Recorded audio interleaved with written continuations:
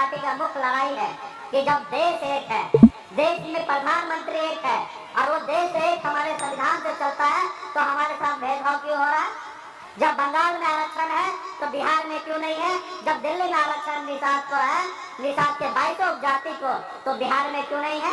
तो इसी के लिए हम लोग लड़ाई लड़ रहे हैं। और साथियों, मैंने लड़ाई लड़ते लड़ते अभी 2 साथी को हमने सम्मानित किया। 2016 में जब हम पटना के गर्दनी बाग में आमरण अनशन में बैठे थे, तो 2 साथी भी अनशन में बैठे थे। आज इसलिए उन्होंने आज मिले तो उनको हमने ये किया, स्वागत किया। तो इसलिए साथियों, क्योंकि जब हम बिहार में लड़ाई लड़े तो सभी चुनाव के समय में सभी नेता आते थे और हमारी बात को मानते थे कि सैनी जी जो आप कह रहे हैं वो हम करेंगे, हमको मदद कीजिए। जब चुनाव निकल जाता था तो भूल जाते थे कि मुकेश सहनी कौन है और हमारी बात को भूल जाते थे। हमें लगा सरकार के सामने विरोध करना चाहिए। हम 7 दिन तक अनशन में बैठे, कोई सुनने के लिए नहीं आया। फिर मुझे एहसास हुआ कि जो काम उनको कह रहे करने के लिए, वो काम हम भी कर सकते हैं। सिर्फ उस जगह पर पहुंचने की आवश्यकता है, और उस जगह पर पहुंचने के लिए पैसे की आवश्यकता नहीं है, वोट की आवश्यकता है। अब वोट बिहार में 15% वोट हमारे पास है, फिर हम क्यों नहीं पहुंच सकते? फिर हमने दल बनाया।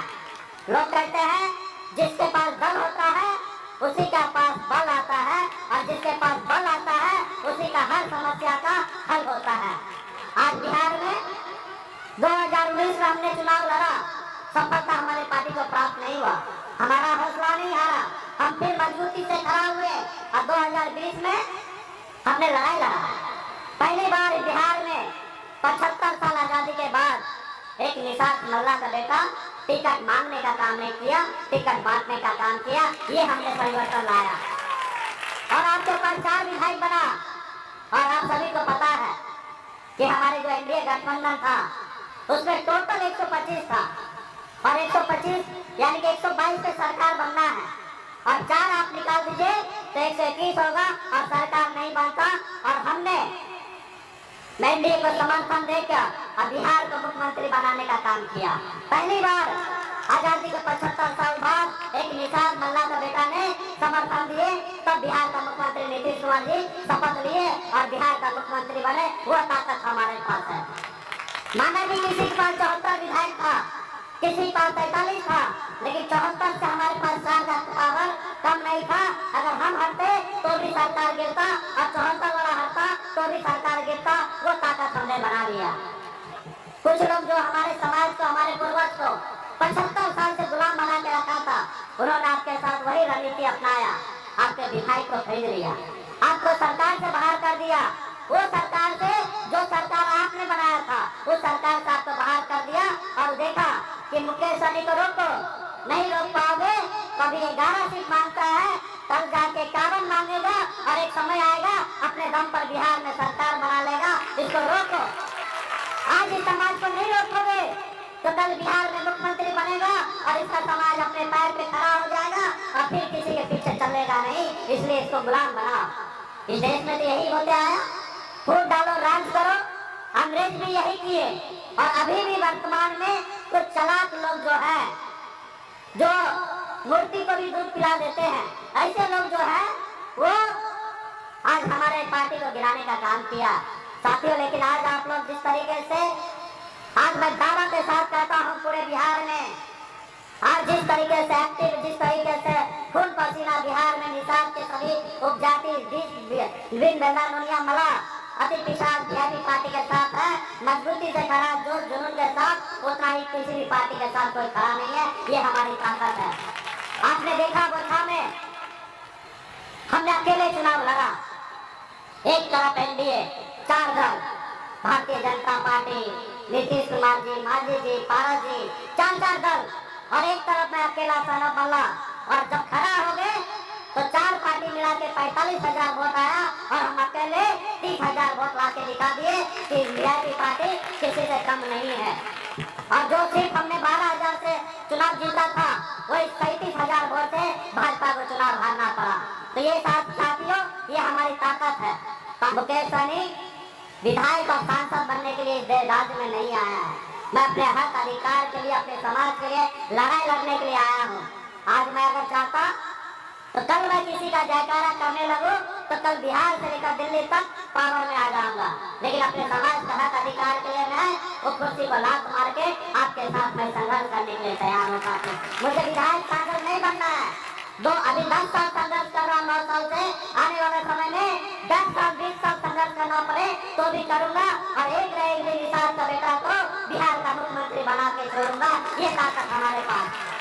जब आदरणीय श्री लालू प्रसाद यादव जी बन सकते हैं, जब नीतीश कुमार जी बन सकते हैं जिनका 2-2.5% वोट है, जब हमारे जीतन राम मांझी जी बन सकते हैं, तो निषाद मल्ला का बेटा क्यों नहीं बन सकता है? बाबा केवल महाराज के प्रांगण में आप सब अपने मन में आत्मा में शपथ लीजिए कि आने वाले समय में हम सब एकजुट रहकर अपने हक अधिकार के लिए संघर्ष करेंगे। हम विधायक और सांसद बनने के लिए इस रात में नहीं आए। वो भी होगा जब निषाद राज का झंडा बुलंद होगा, निषाद राज के हाथ में पावर आएगा, तो इस देश में हर लोग व्यक्ति सर उठा के जिएगा। वो पावर भी चाहिए, लेकिन पावर के लिए किसी के सर पे पैर रख के हम आगे कभी नहीं चल सकते हैं। हम कंधे पे कंधे हाथ रख के आगे जाएंगे।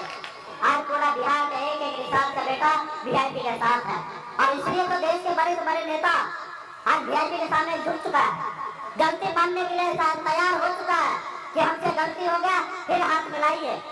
बोला हाथ मिलाएंगे, हमें हाथ मिलाने में कोई आपत्ति नहीं है। राजनीति को हम मानते हैं कि हमारा सब दुश्मन है या दोस्त है, हम हाथ मिलाने के लिए तैयार हैं।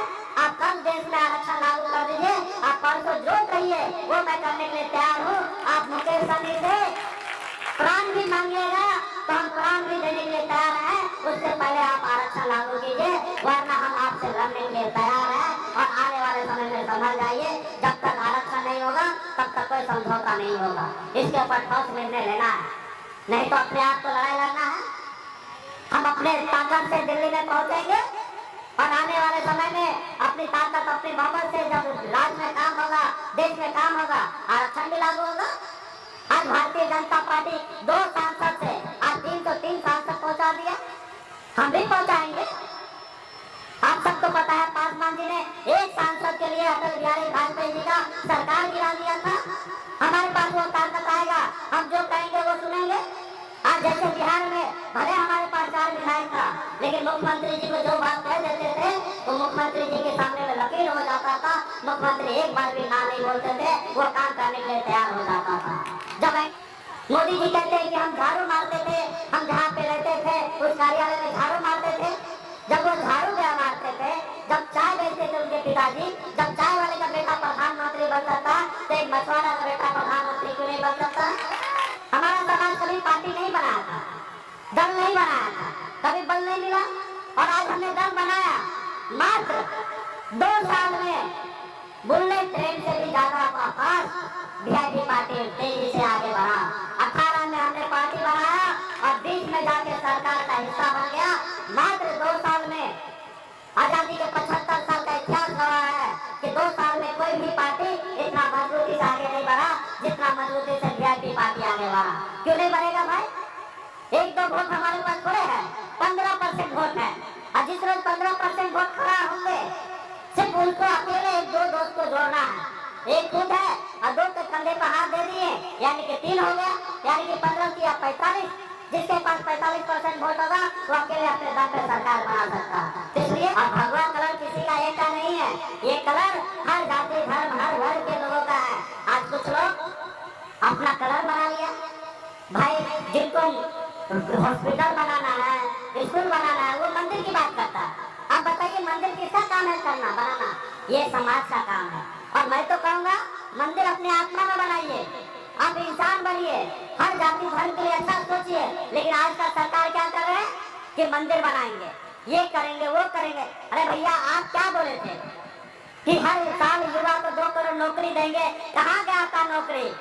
आप बोले थे कि विदेश में काला धन चला गया, वहाँ से काला धन लाएंगे और 15-15 लाख रुपया हर किसी के खाता में बांट देंगे। और हमारा लोग सपना देख रहा है भाई कब 15 लाख रुपया आएगा। अरे कुछ तो थोड़ा सा 15 लाख नहीं तो कम से कम 1-2 लाख रुपया भिजवा दीजिए, फिर बाद में दूसरा किस्त भेजिएगा। वो भी नहीं कर रहे, उल्टा भारत से बड़ा संख्या में रुपया काला धन के रूप में विदेश जा रहा है। और जब विदेश जा रहा है तो देश का एक बड़ा नेता राहुल गांधी जी ने कहा कि सब चोरी करके विदेश भाग रहा है, क्या बात है, सब मोदी चोरी करके जा रहा है। अब बताइए, उसके लिए उसके ऊपर केस कर दिया और केस के बाद सजा दे दिया और सजा के बाद आज उसको कहीं ना कहीं बर्खास्त कर दिए, 8 साल तक चुनाव में लड़ेंगे। ये बताइए, देश लोकतंत्र से चलता है, हमारे संविधान से चलता है, ये तानाशाही सही है? तब तो फिर तो गरीब का बेटा कभी ऊपर नहीं उठ सकता है। तो इसलिए देश में जो संविधान है, संविधान के साथ चलना है।